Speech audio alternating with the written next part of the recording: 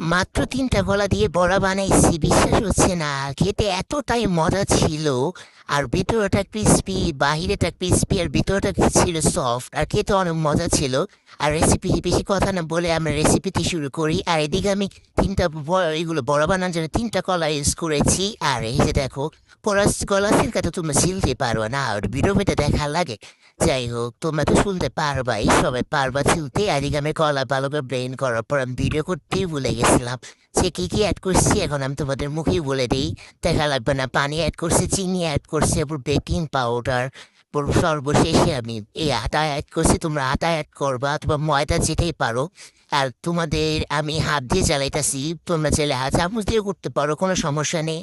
আর এটা হচ্ছে এরকম যখন বেটে, মানে এরকম যখন আসবে, তখন তোমরা এটা ভাজা শুরু করে দিবা। তেলটা ভালো করে গরম করবা, আর অনেকই তেল দিবা। তেল গরম করার পর এই যে ভাজবা ভালো কইরা। আর আমি কিন্তু বেকিং পাউডার ইউজ করছি, এটার মধ্যে অবশ্যই বেকিং পাউডার ইউজ করা লাগবে, না হলে ফুলবে না। আর এখানে দেখো কত সুন্দর ভাজা হয়েছে, আর কতটা ক্রিস্পি হয়েছে।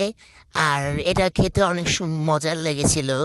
আর এটার ফাইনাল লুক দেখো কতটা সুন্দর। আজকে ভিডিওটা এই পর্যন্তই। আল্লাহ হাফেজ।